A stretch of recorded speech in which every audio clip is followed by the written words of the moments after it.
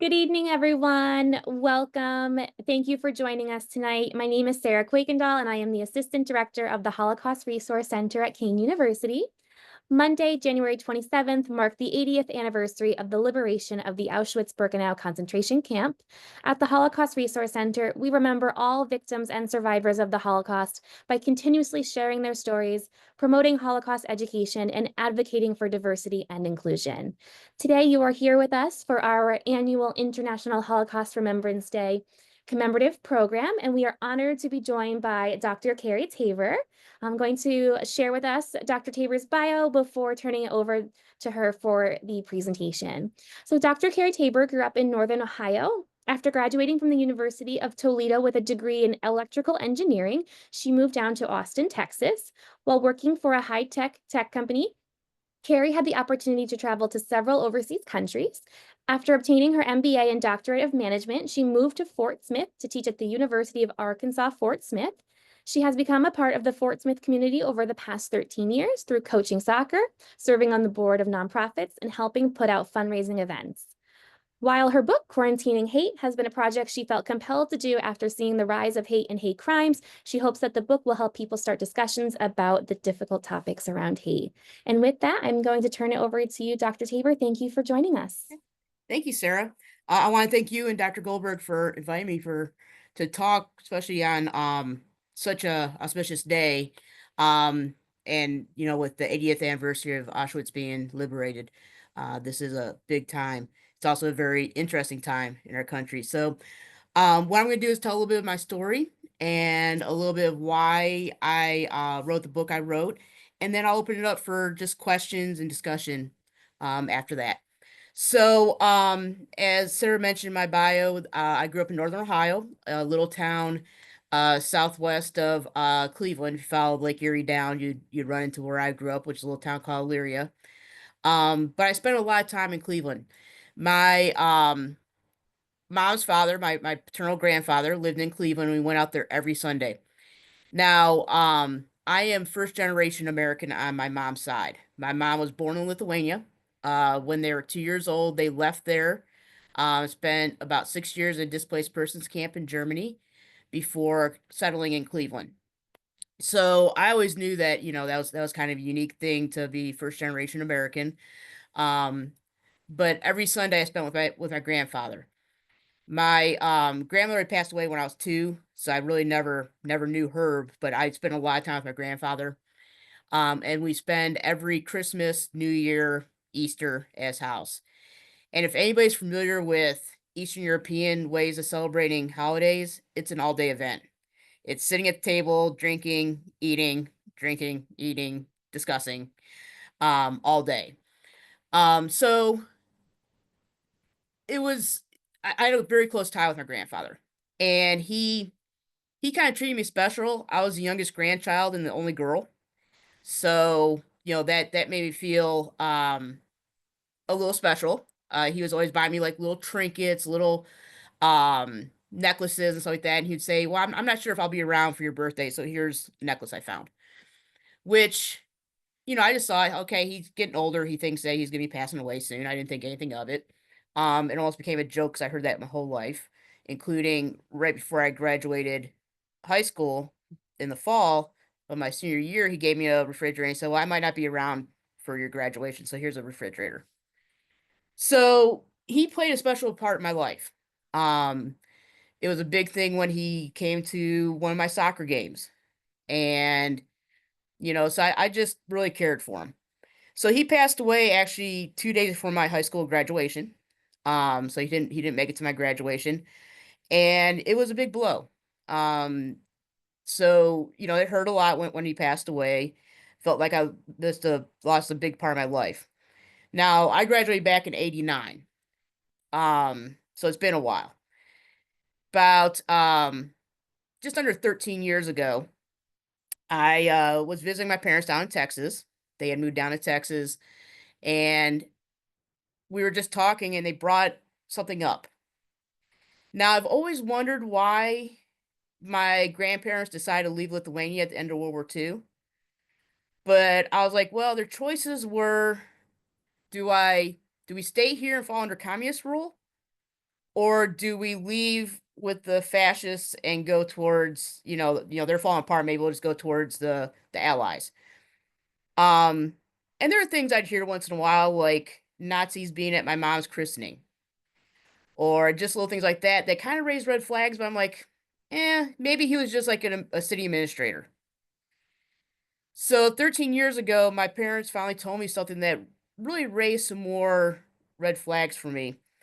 They told me that my dad had seen a newspaper article in the Cleveland Plain Dealer, which is the big newspaper in Cleveland, and it described somebody who was wanted as a war criminal, and it sounded like my grandfather. And they mentioned the ship they came across on, the USS Hershey. And so he found that a little startling. So he showed it to my mom. My mom said, "Yeah, that sounds like him." So they gave him a phone call. And they called him. He said, "Well, I think you need to come out here and we need to talk." So they drove the 30 minutes from Elyria out to Cleveland. And when they got there, I guess he said, "I'm totally innocent of everything. I just happened to be there. I wasn't involved. Nothing really happened." And so my parents went, "Oh, okay."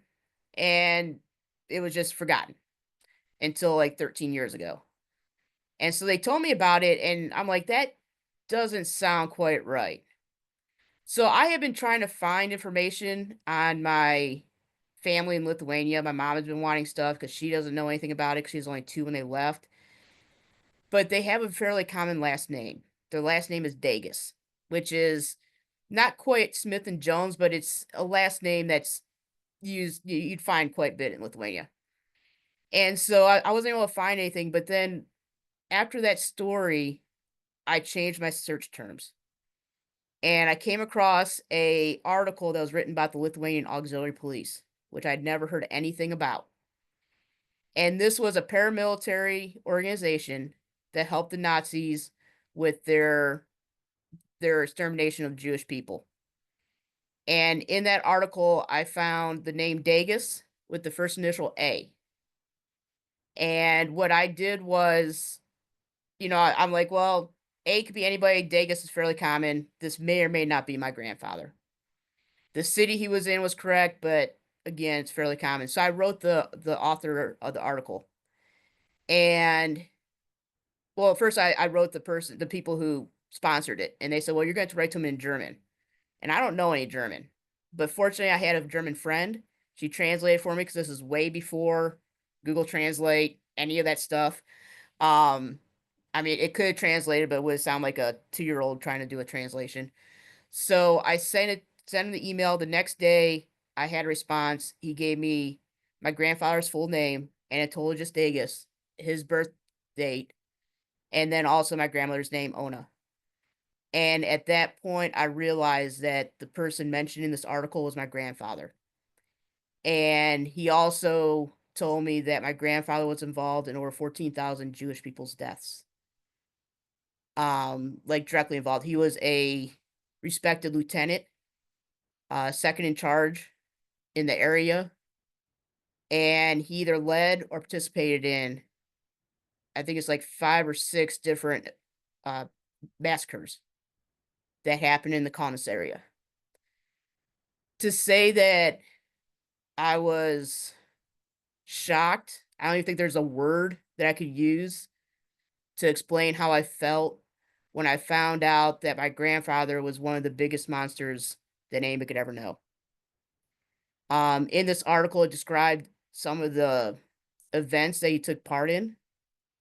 Um, some involved killing well over 200 men, women, and children.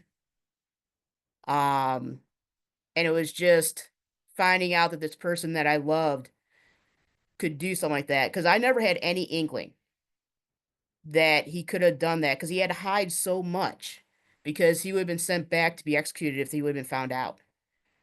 Um, and so to find out that he did that, I just felt my world crumble.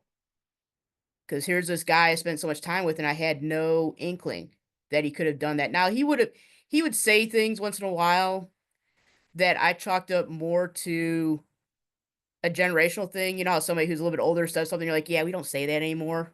That's not an appropriate thing to say. But he would never outright say something that you'd say, wow, you are just anti-Semitic or you're a racist. Um, because by the time I came around, he was good at hiding it.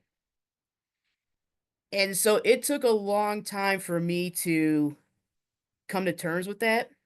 It also took a professional to kind of help me with that, to separate this man I loved from this monster. Because all I could picture was this man standing with a pistol shooting a little girl. And how could he love me so much if he could do that to another little girl? And so it took a lot because that's nothing like who I grew up to be. My parents always taught me to accept people, not to judge people. So I held on to that. I would use it in some of my classes here.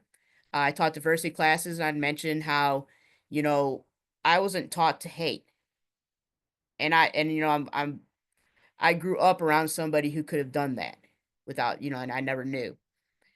And then January 6th happened, which was really kind of a culmination of really about 5 years of hate being out in the open and being accepted, and society not pushing back on it. And it was just so hard to watch that happening. And so I decided that I was going to use my story to write a book. And so, in addition, in my book, what I did was I told the story of the grandfather I knew finding out what he did, but I also included a lot of research. And I looked into how society either pushes back on hate or either openly or tacitly support hate. So I looked at like the spectacle lynchings in the South. And with that, it was supported from the individual person all the way up to the president. President Wilson called Birth of a Nation an excellent movie. Lightning in a bottle, he said. This is one that made the KKK look like heroes. They were going to save the white women. So the media helped out. The people in the town, they knew who were doing all the killings, but they weren't going to do anything about it. And it wasn't until society started pushing back on it that things started to change. And then I started looking at, how did all these people participate in the Holocaust? Because they were regular people. They were bankers, they were teachers, police officers, and they took part in the longest and most widespread genocide in our history. Because there have been genocides forever, but this is the longest one, the one that lasted the longest and included the most people. And what I saw was that there was a slow dehumanization of the Jewish people. It didn't happen overnight. We often don't think about how it went from Hitler getting in charge to the Holocaust. It happened with simple laws of taking away citizenship, with saying you can live here, you can't live there, you can shop here, you can't shop there. It happened with propaganda being put out saying that the reason why you're losing your farms are because of those people there. And no one really pushed back on it because they're like, oh, those are small things. But they added up and they kept adding up until it got to the point where people just saw the Jewish people as non-humans and the reason for all their woes. Now, it was kind of a perfect storm for that to happen. You had anti-Semitism around the world was high, like we're seeing now. Um, you saw bad economy. Germany was hit with a lot of they owed a lot of money after World War I, and then the Great Depression hit. And so when something like that happens, you look for somebody to blame, and it was really easy to blame the Jewish people. And we're starting to see that again. Who's the cause of our issues? And we start pointing to people. And it's been hard the last couple of weeks after all the research I've done, all the talks I've done. Um, and especially during this week when we think about what we ended, what we managed to stop 80 years ago. And it just seems like we're sort of forgetting how easy it is to slide back into that. And so part of what I'm doing is doing talks and using my story. I mean, a lot of people would find out that they had a monster like my grandfather and family, and they'd try to shove it in the back corner of the closet. But I'm hoping that by going out and talking and saying, "Hey, things can change, but you have to speak up." We can't just stand by and just say, "Well, that's just a small thing. It's not a big deal." Um, that we can prevent anything close to happening what happened, over 80 years ago. That we don't repeat that. Because unfortunately, I think we don't want to look at the dark side of our history, but that's the way we avoid not going back to it. So that's kind of my story and what I'm trying to do. I mean, hate crimes have been rising year over year for over the past decade, and it's not going down. And unfortunately, it's wide out in the open, and we also have social media that allows it to spread. Um, People are getting inundated with these stereotypes, with information that allows them to target groups. So it's probably harder now than it was, you know, 80, 90 years ago to stem it, but it does take just speaking up and not allowing it to happen. Um, what I'm going to do is open it up for any questions, um, or just for a discussion about um, society support of hate and what has happened. Thank you, Jeff.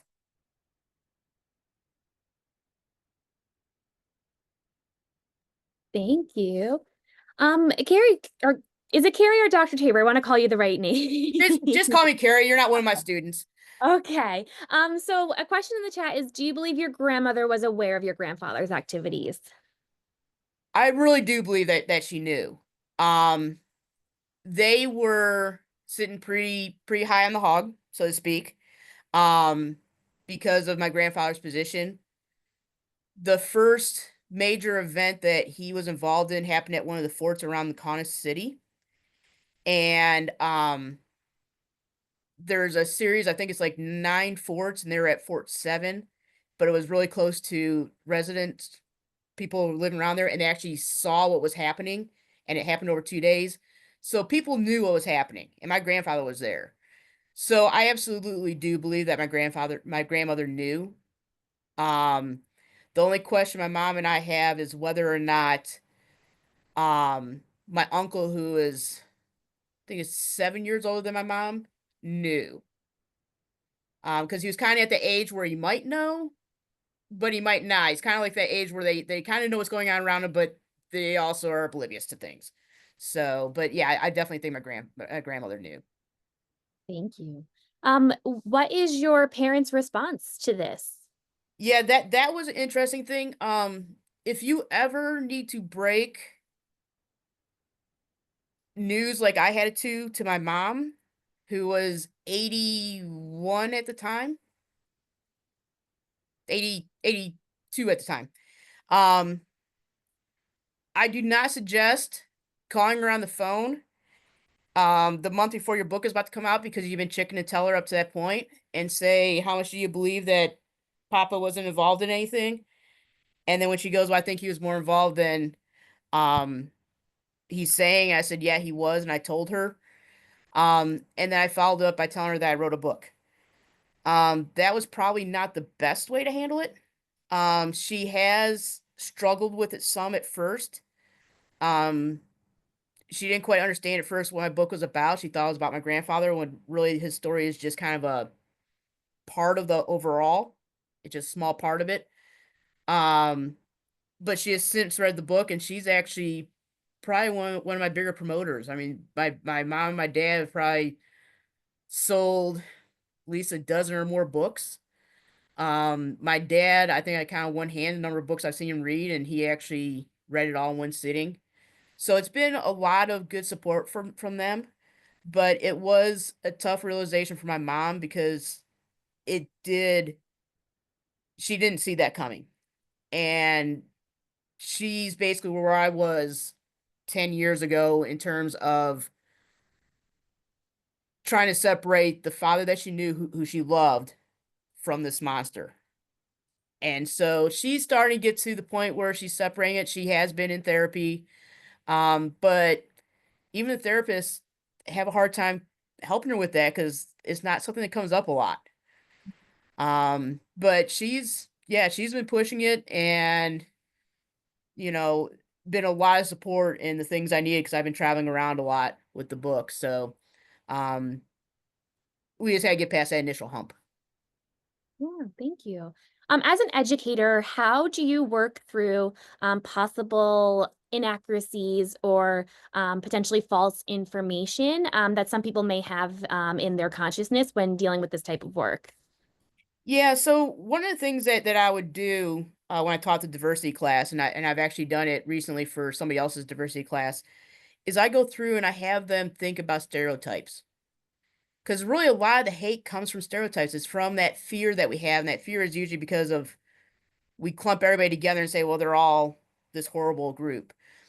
And so I'd have them go through and I'd have them give me the stereotypes. And I always started off with like men. And of course, the women are like father, you know, loving. And I'm like, okay, women, I know when you go man, that is not what you're thinking. And so we go through and it's uncomfortable for them, but I list all those stereotypes. And then I ask them if they belong to more than one group, and all of them do, because I cover the gamut. I mean, different religions, different races, different everything. And so then I ask them, well, if those don't apply to you, why are you applying it to other people?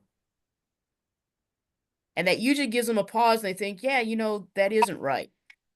Um, and then I try to have frank discussions with them, just about some of the things they see, some of the things that they believe. I want to be cat, please. So it's a little hard because I do have to kind of walk a fine line sometimes on some of the topics, just because of the climate we're in. But I try to just create safe environments where people can discuss it is probably the best way I go about doing it.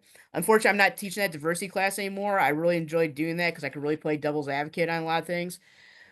But I take whatever opportunities I can to kind of weave that into the classes I teach. Thank you. Were you aware of any other efforts to confront Lithuanian perpetrators?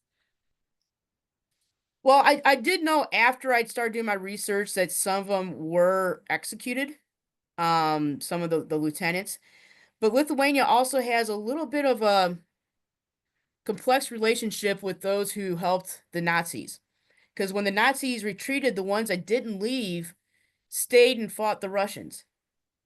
And as we know, the Russians were just as bad in terms of genocide as, the Nazis were. They killed millions of people too, in terms of controlling their society. So some of the ones who fought with the Nazis actually fought against the Russians. And so they're seen as heroes. And so it's a difficult relationship that they have with them. Which one defines the person? The one who fought for the country against the Russians or the ones that executed millions of Jews? So it's a difficult thing that they're trying to deal with. And in fact, they do have a Center for Genocide Studies there, but mainly it's in terms of what the Soviets did, not in terms of what their people did. So it's a little confusing. Beyond that, I don't think a lot of work has been done, and I think most of them, I think now a lot of the ones who they're trying are in their 90s, so it's getting harder to track them down. When you were struggling to process this information, what helped you the most, and what could you possibly recommend to people who are experiencing something similar? Well, I think the professional help, I was seeing a therapist for a lot of different things, but that was one of the things that came up.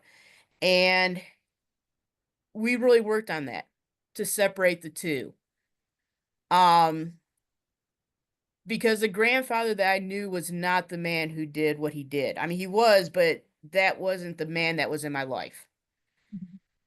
And so it was being able to love the man, but not condone what he did.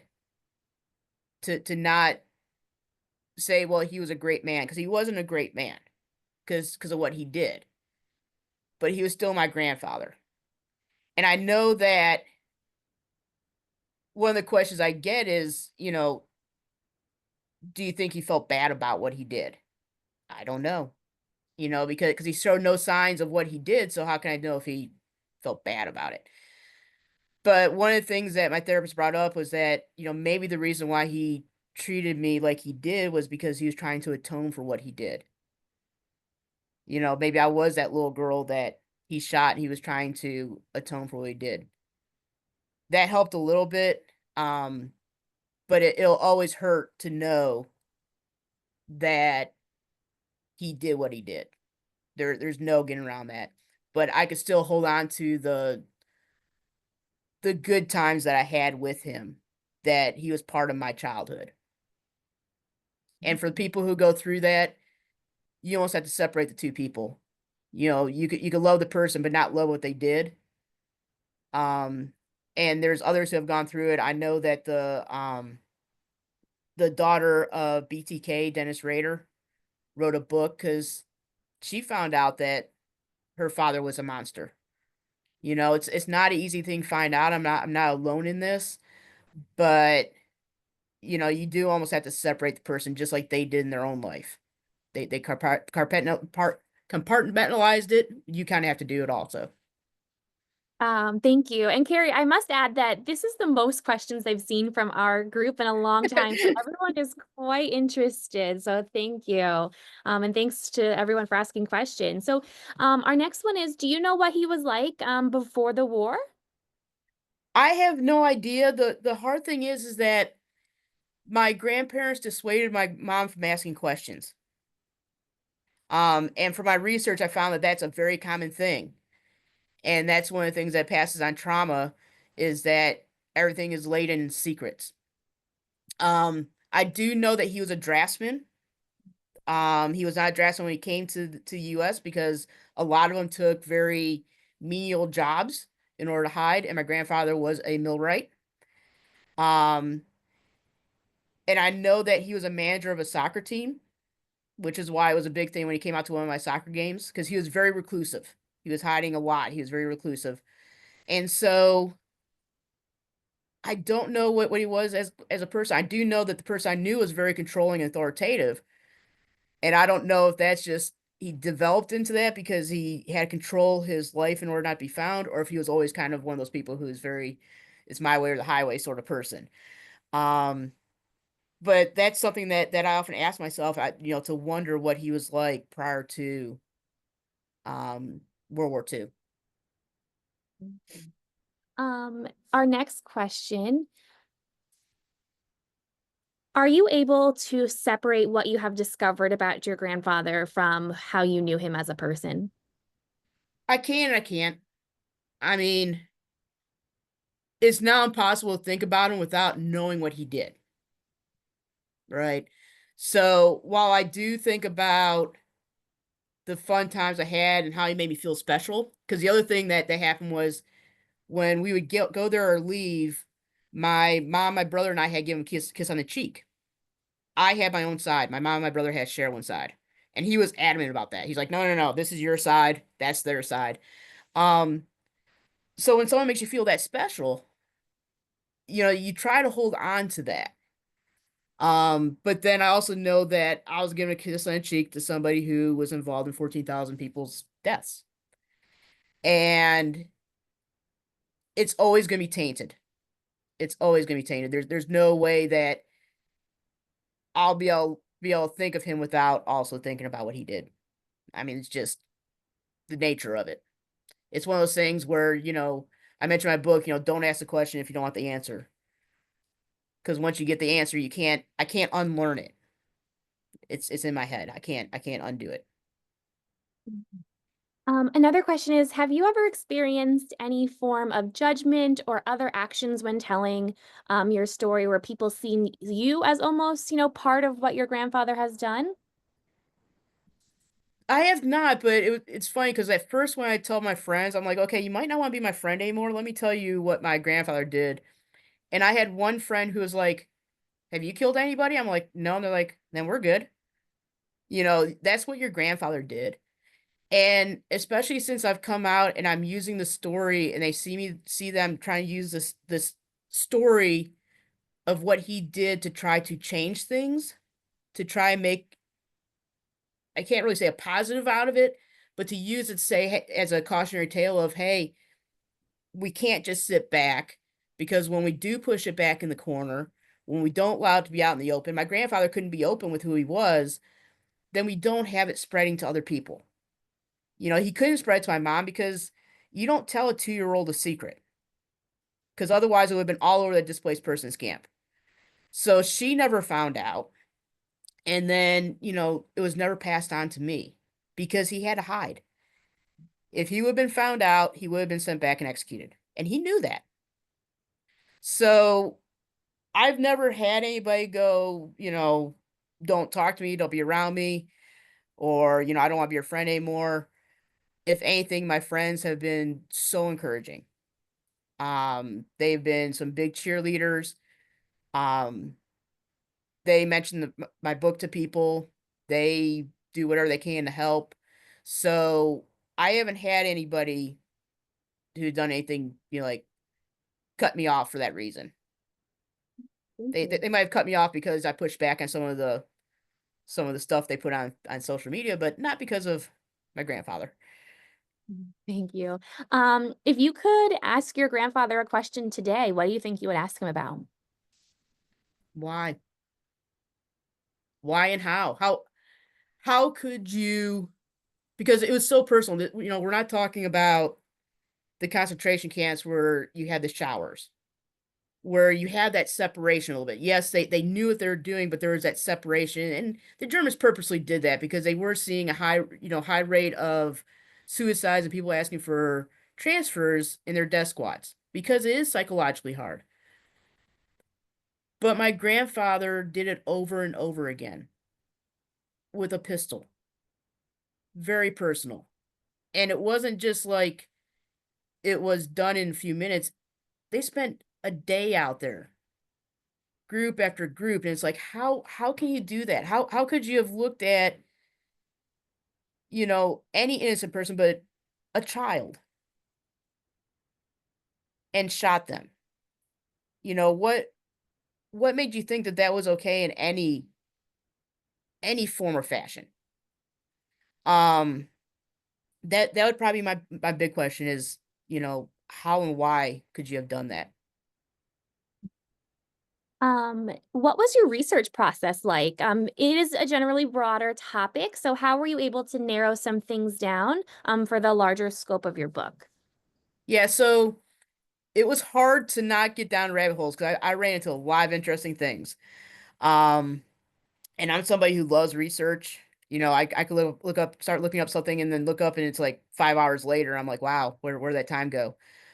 But what I try to do was, I had my story in the middle, and the way that I did my research was really to take the reader on a journey of trying to understand how this can happen.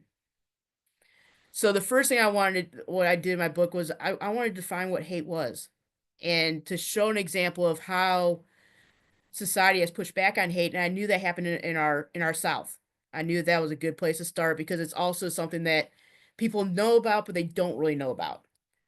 Um, I did, like, especially with the lynchings, I didn't put in even half of what I read of what lynchings really were because I didn't want to turn people off in the first chapter. What happened during lynchings wasn't just hanging somebody. In fact, in a lot of cases, the hanging was a mercy, because of the stuff that they did to him prior to. Um,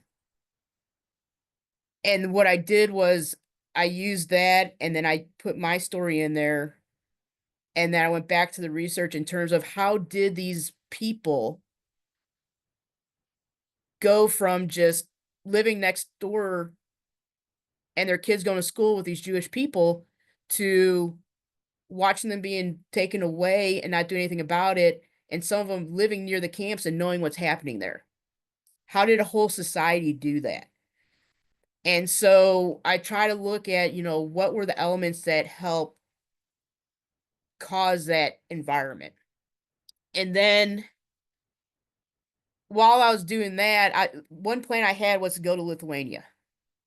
Unfortunately, right around the time when I started doing my research, Putin invaded Ukraine, and Lithuania was not a place to go.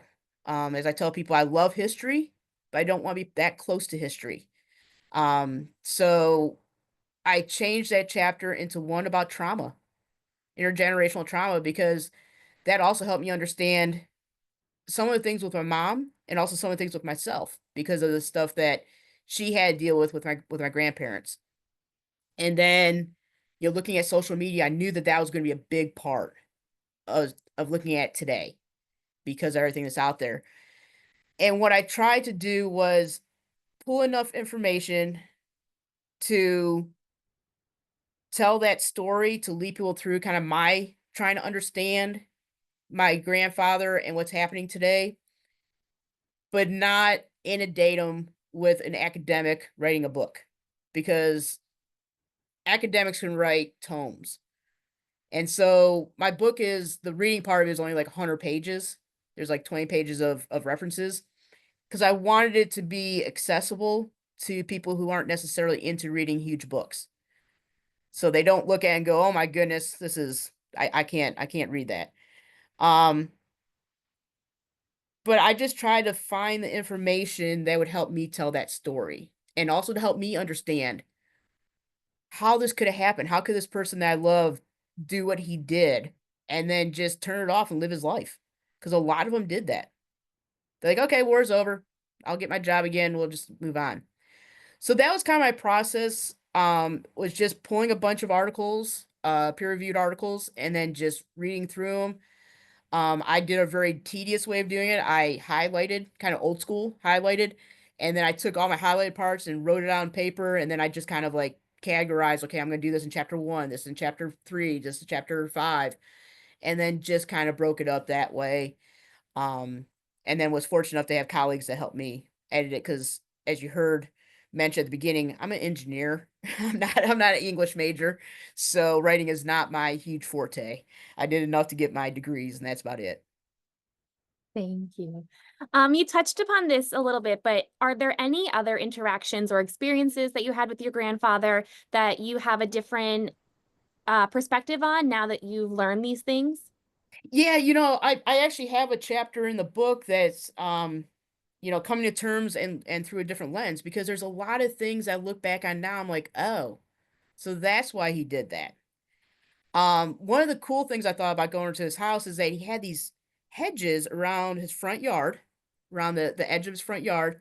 They were about, of course, when I was younger, they looked like they were about 6 foot tall, but they were probably about 4.5, 4 foot tall bushes, thick all the way around. A little walkway to go up to the porch. His shears were always pulled on his windows. There were tall bushes in the back, and he really went any place. He really came out to our house in Illyria. And I just thought, okay, well, he's just, you know, thinks everybody should come to him and, he just liked to have things closed off. But now that I'm looking back, he was actually hiding, right? He had a wall around his house. Now, whether he did that purposely so people couldn't see in or if it was subconscious of trying to hide, don't know. But, it's like the little trinket he gave me. I think now it wasn't the fact that he thought he was getting older. He thought he was going to be getting arrested because some of you guys might have heard of this name, John Demjanjuk. He was a Ukrainian who was arrested, thought to be Ivan the Terrible. There's still debate whether or not he was Ivan the Terrible or not, but he was a concentration camp guard. He lived 10 miles from my grandfather. And in Cleveland, that was in the news a lot. I grew up knowing the name John Demjanjuk just about like any other famous person. So he had a reminder constantly that they were still looking for people. And so I think that's part of the reason why he was so reclusive, why he didn't go out much, because he was afraid of getting caught. That they were still looking. I still have a FOIA request to the Justice Department to see if I get their stuff, because they got a lot of stuff from Lithuania after the Iron Curtain came down, to see what they have on record about him. But yeah, there's a lot of things I look back at now that I kind of look at differently than what I did when I was younger, because of what I found out. Um, what are some tools that you found in your research that historically have helped to quarantine hate? So some of the tools I found was just speaking up. It's and some people ask me, well, what if, some big dude says something like in the grocery store to somebody? I said, well, I'm 5'4". I'm not gonna be poking him in the chest and saying, hey, stop doing that. Um, but we can do simple things, right? If you're not somebody who is willing to necessarily verbalize it, I said I might go stand next to the person who's being attacked, right? Who's being verbally attacked, and by me standing on their side, I'm letting that other person know I'm not on your side, I'm on their side. And you show comfort by that proximity. But the big thing I saw, especially when I looked at the spectacle lynchings in the South, was that once television came around and those images were in front of people, that things started changing, because people were able to actually see it. And I think it's important for us to put all that stuff out there to be seen. Not let it be hidden. As soon as we start hiding it or dismissing even the small stuff, even if it doesn't seem like a major thing. One of the things I found, especially when I did the research on on Germany, is how innocuous some of the initial stuff seemed. And I don't know if you guys have ever heard the term of how do you boil a frog. I mentioned to some of my students, they look at me like I'm crazy, but you do it slowly, right? If you throw them in hot water, they're going to jump out. But if you throw them in nice, room temperature water and then turn on the heat and let it slowly heat up, they will boil. They will not jump out because they get adjusted to that. So if we let the little stuff slide, pretty soon the next thing that happens, oh, that's not that big of a deal.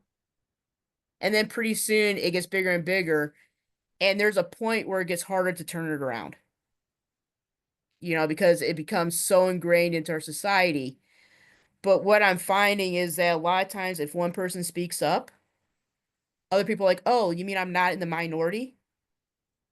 Because right now we have a vocal minority who are saying things and they sound like there's a lot of them because they're so loud. But really it's the majority who don't believe in what they're saying, but we're not speaking up. So sometimes if one person speaks up, and I've seen this, a little bit on social media, you guys might have seen it. It takes one person to post the counterpoint, the one that's saying, hey, this isn't right, you shouldn't be saying this. And all of a sudden you see other people saying, yeah, this isn't right. But it kind of takes that one person to do it. Thank you. Did you notice anything unusual about his friends or colleagues or people that he associated himself with? No, I mean, when I really knew him, he wasn't working anymore. And I wouldn't even be able to tell you what his neighbors look like, other than I know that his one neighbor had a Saint Bernard. That's the only thing I knew. He did not interact with a lot of people. He was very reclusive. And I don't know if prior to him retiring, if he did a lot of interaction with people outside of work. That's something I've never asked my mom. My mom might know. Um, but from what I could tell, they were pretty much reclusive. My mom was kind of like the wild child, which he probably did not like, because she did have a truant officer come to the house once, and so that probably freaked him out a little bit. So, but otherwise, I don't think he interacted with anybody really outside of that. Can you share more about how your grandparents were able to leave Lithuania and ended up in the United States? Yeah, so they actually Sent us the email. left as the Nazis were retreating.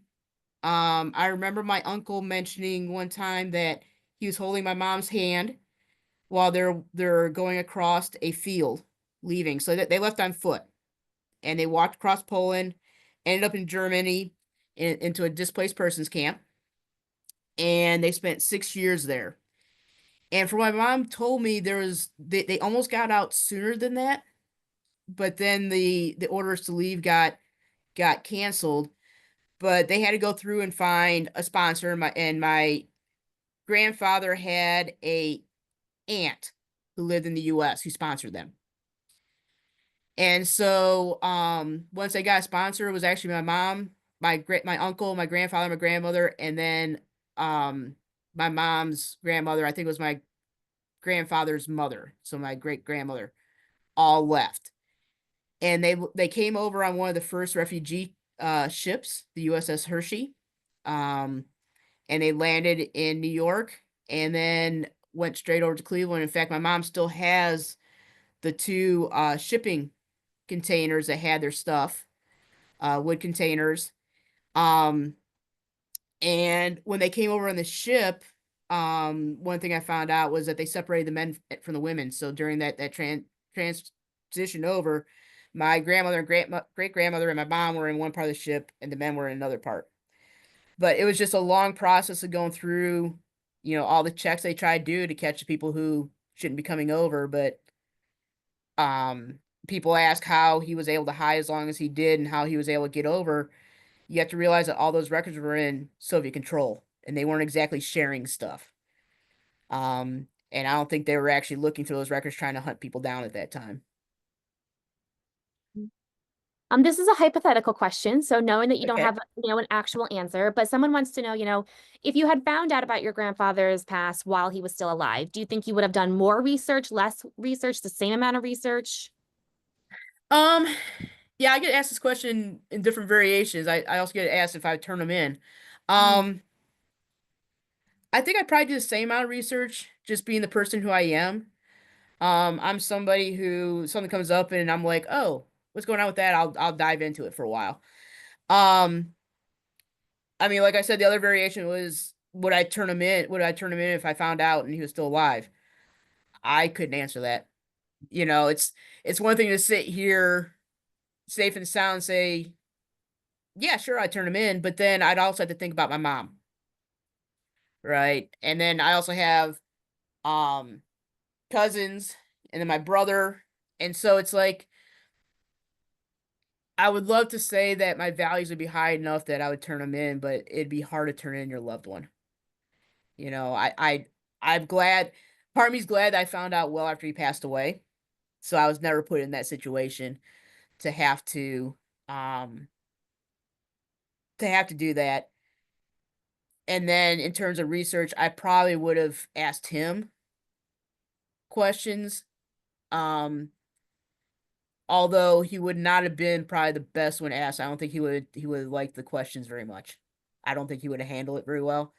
But I probably would have looked into a lot of stuff before I talked to him, just try to understand what was going on. Other scholars have written on this, but from your own research, were you able to find some answers to how quote unquote normal people were able to do horrible things? Yeah, and it was a slow process. There are a couple things that I found. One was the fact that they slowly dehumanized the Jewish people. So, like I said, you had this rampant anti-Semitism, and it was worldwide. We had it here in the US. We turned ships away. We like to not talk about what we did during that time by turning away ships because we didn't want them, and that their State Department made a immigration process that was so convoluted that if you made it through, it was, like almost like winning the lottery. So most people didn't make it through that process and ended up in concentration camps. But it was saying, adding on to this anti-Semitism, things like you're losing your farm because of these people here. Because Jewish people tended to be the lenders of money, and it goes back, centuries to when, it was believed that it was a sin to be a loaner of money.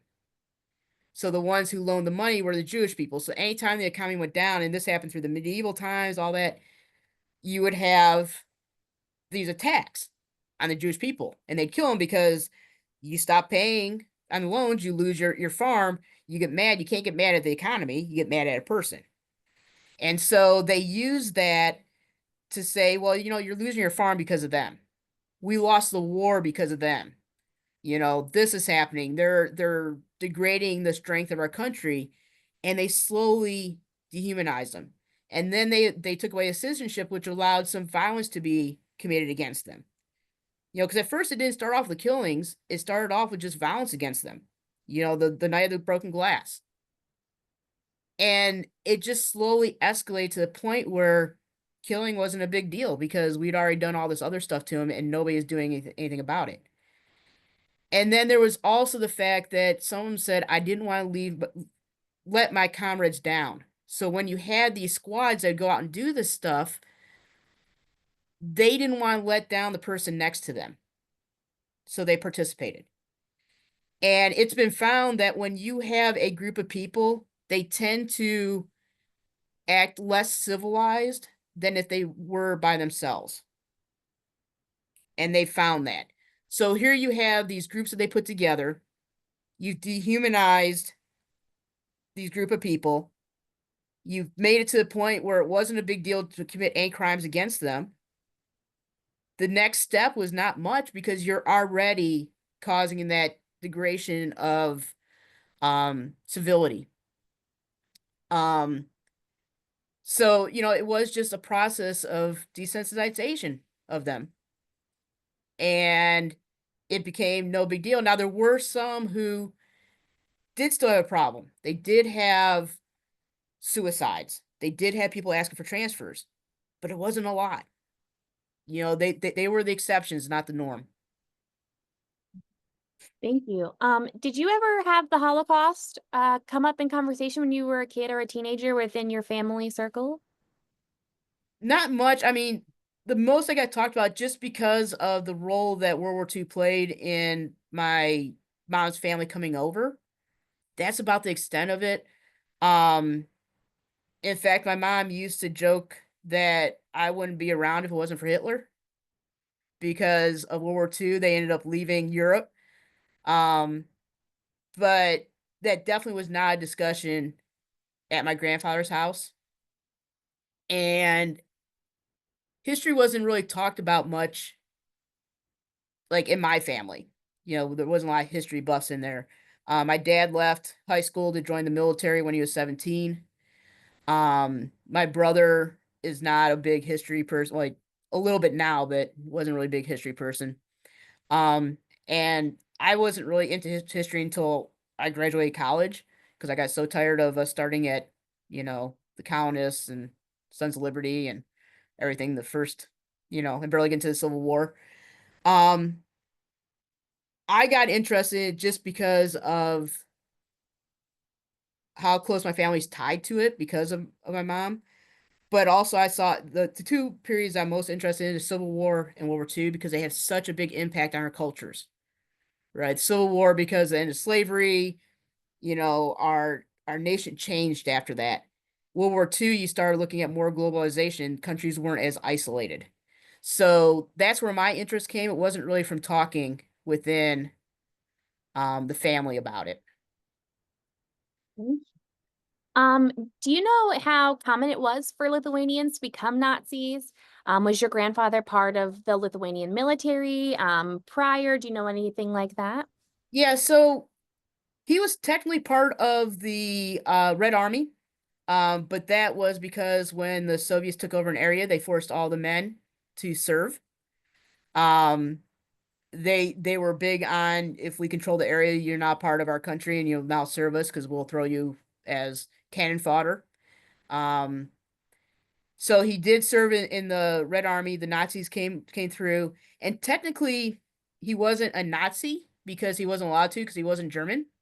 Because you have to remember that if you weren't German, you were second class. Um, And in fact, one of the things that's kind of interesting in terms of the morals of Germans is that once they had basically killed off all the Lithuanian Jews, except for the few that they kept around to do work, they start bringing European Jews, and they stopped allowing the Lithuanian auxiliary police to help in their executions because they didn't want them executing European Jews. I don't know where that moral standard came from, but that was what they did. Um, and so I think my grandfather was more for the anti-Soviet part of it and also the anti-Semitism. I think those two kind of came together because he was able to fight the Russians and then act on his other feelings. Thank you. Anyone in the, in the audience, that's terrible. Anyone in the Zoom meeting participants that want to ask a question aloud? Great questions coming through in the chat, really helpful, really insightful. Thank you. But if anyone wants to unmute themselves and ask a question, please, you're more than welcome.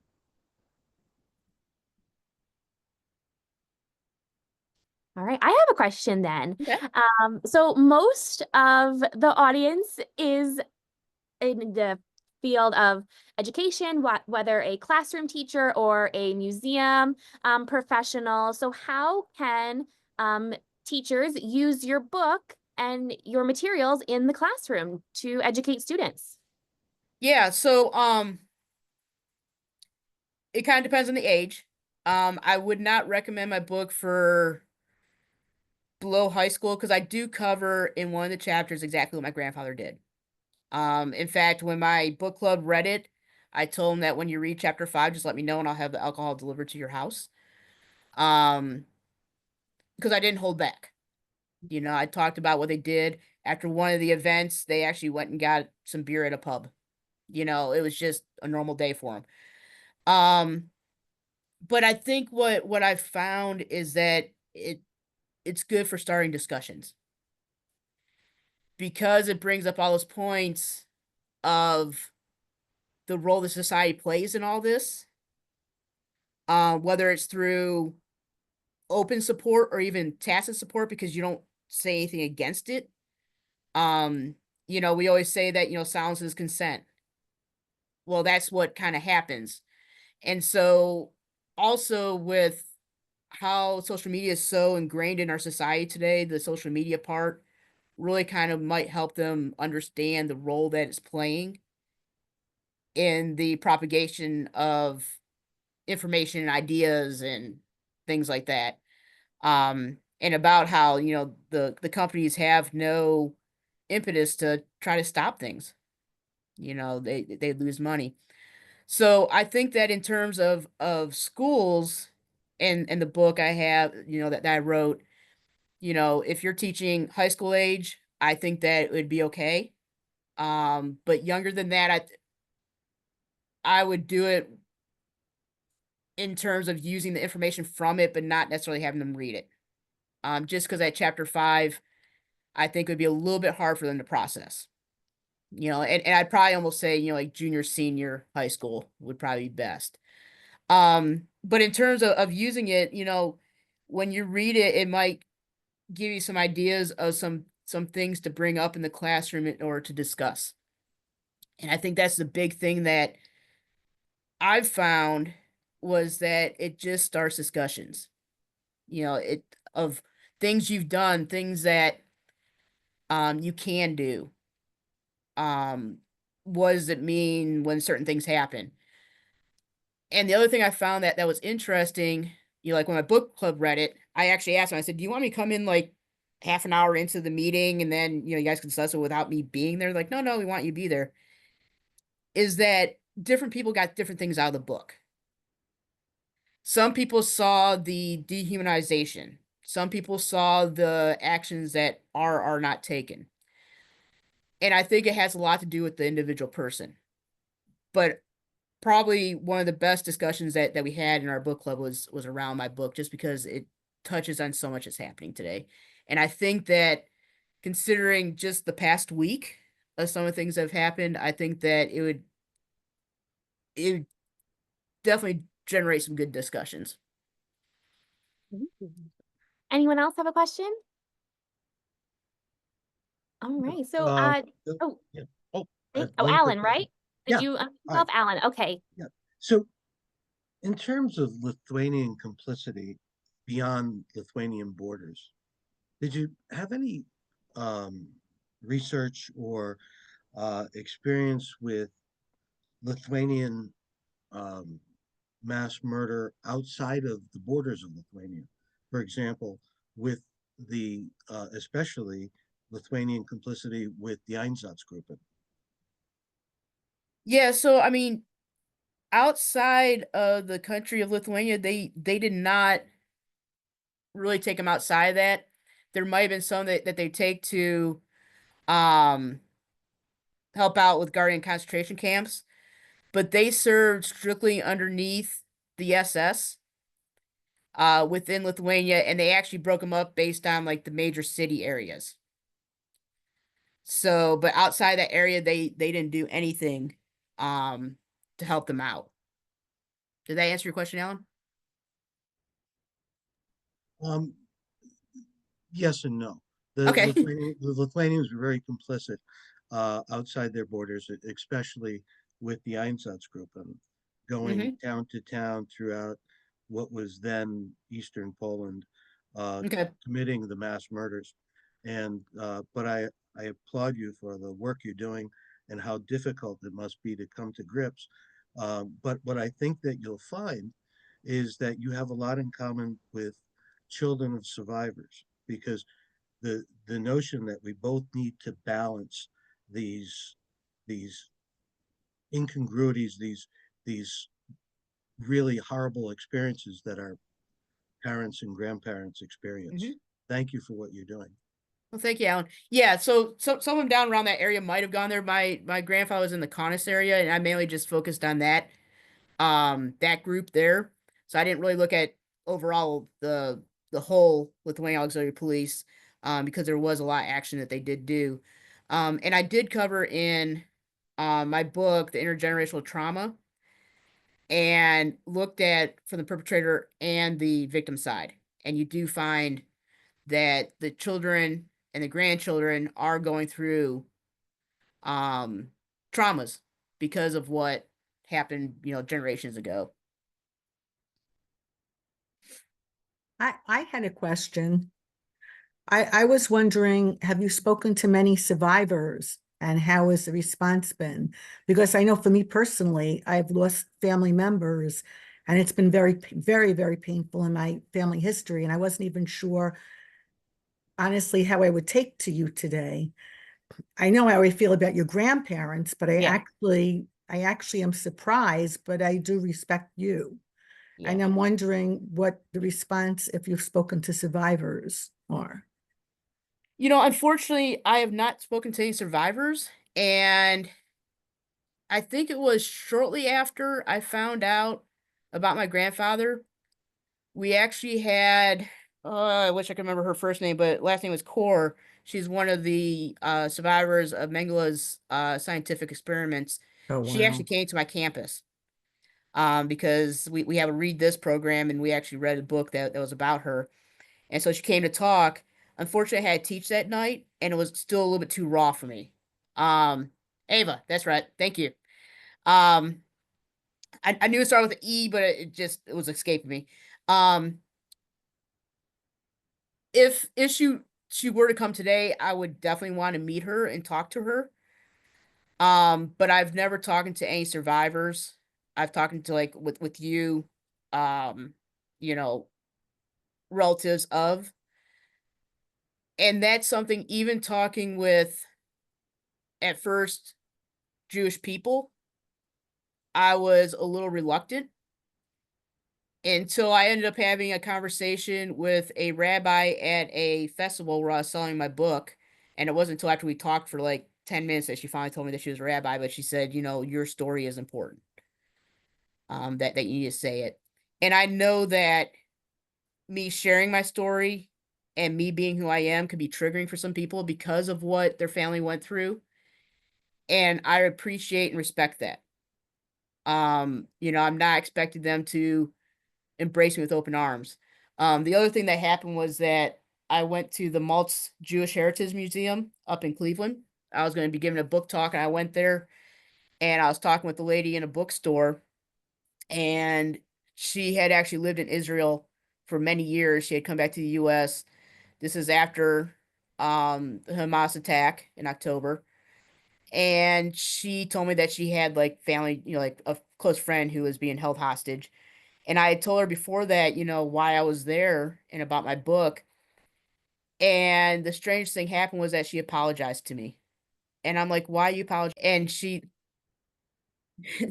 um I asked why are you apologizing to me? And she goes, because you had to find that out. That you now have to live with that information. She goes, but that isn't you. That has nothing to do with you. That's your grandfather. And I've had kind of similar responses from people that it's like they feel bad for me for having find out that my grandfather did what he did.